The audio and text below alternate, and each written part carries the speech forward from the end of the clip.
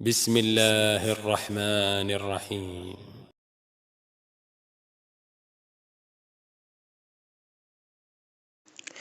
Kaum muslimin yang dirahmati Allah Subhanahu wa taala, berkaitan dengan kewajiban berpuasa pada bulan Ramadan ini ada tahapannya.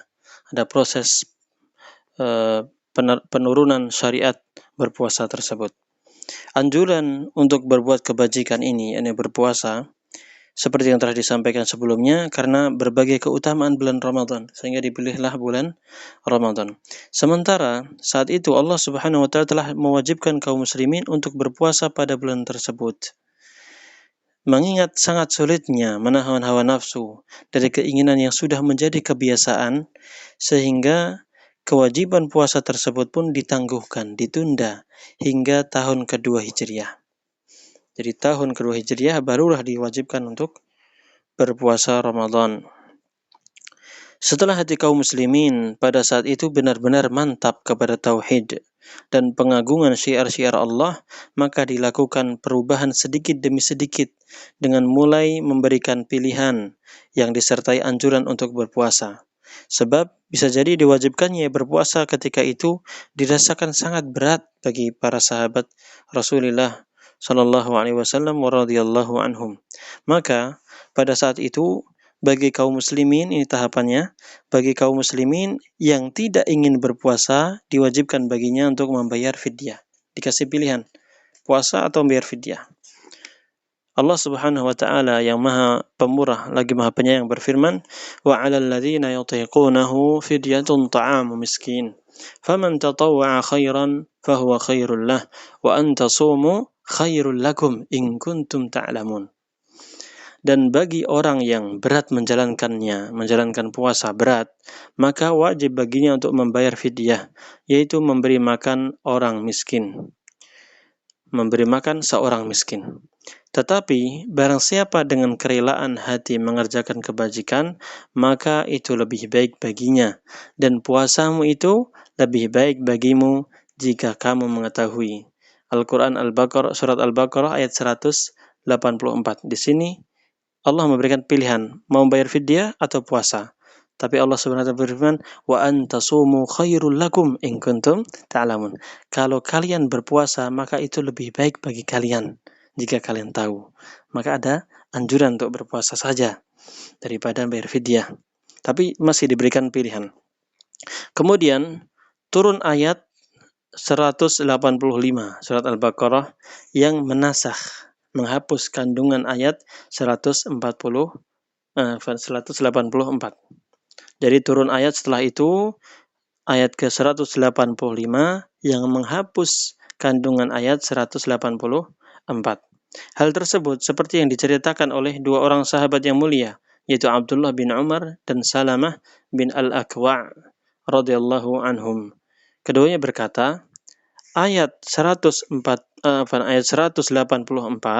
surat Al-Baqarah dinasakh oleh ayat berikut ini, yaitu Syahrul Ramadan alladzi unzila fihi al-Qur'an hudan lin-nas wa bayyinatin minal huda wal furqan faman syahida minkum asy-syahra falyasumhu wa man kana maridan aw ala safarin fa'iddatun min ayyamin ukhar yuridu Allahu bikumul yusra wa la yuridu bikumul usra wa litukmilul iddah wa litukabbirullaha ala ma hadakum wa la'allakum tashkurun.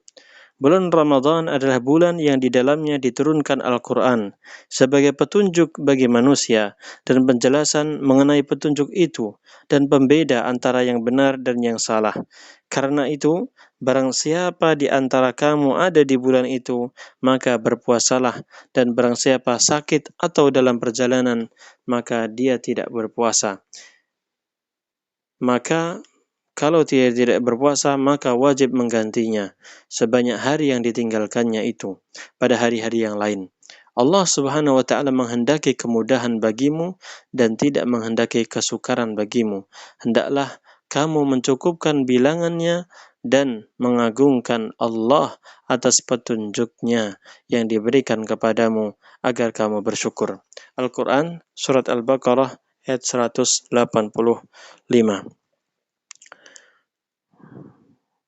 Dan hadis ini yang diriwayatkan dari Ibnu Umar adalah riwayatnya Imam Al-Bukhari. Sedangkan hadis Salamah bin Al-Aqwa adalah Imam Bukhari dan Muslim. Hadis yang lain dari Ibnu Abi Layla yang menuturkan bahwa para sahabat Muhammad mengabarkan kepada kami, nazala Ramadan fashaqqa alaihim فكان من أطعم كل يوم مسكينا ترك الصوم ممن يطيقه ورخص لهم في ذلك فنسختها وأن تصوموا خير لكم إن كنتم تعلمون فأمروا بالصوم. Kewajiban puasa di bulan Ramadan turun. Lalu hal tersebut memberatkan para sahabat. Ketika itu barang siapa yang sanggup berpuasa lalu dia memberi makan seorang miskin pada setiap harinya, maka dia boleh meninggalkan puasa. Dan mereka diberi keringanan pada masalah tersebut. Kemudian ayat ini dihapus oleh ayat wa antasumu khairul lakum in kuntum ta'lamun, dan puasamu itu lebih baik bagimu jika kamu mengetahui. Al-Quran surat Al-Baqarah ayat 184. Lalu mereka pun diperintahkan untuk berpuasa. Hadis ini diriwayatkan secara mu'allaq oleh Imam Al-Bukhari dan secara mausul oleh Al-Baihaqi dan sanadnya sahih. Diriwayatkan juga oleh Imam Abu Nuaim dalam kitabnya Al-Mustakhraj dan juga sanadnya sahih. Kemudian setelah itu puasa Ramadan menjadi salah satu pilar Islam sekaligus sendi bagi agama. Hal itu sesuai dengan sabda Nabi Muhammad sallallahu alaihi wasallam, "Buniyal Islamu ala khamsin, syahadati an la ilaha illallah wa anna Muhammadan Rasulullah wa iqamis salah wa ita'iz zakah wa hajjil bait wa shaumi Ramadan." Islam dibangun di atas 5 perkara.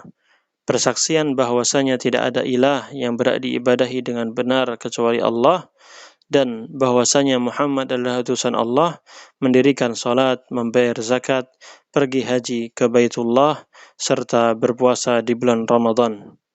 Maka disinilah puasa Ramadan sebagai salah satu rukun Islam. Hadis tadi disebutkan oleh Imam Al-Bukhari dan Muslim dari Abdullah bin Umar radhiyallahu anhuma.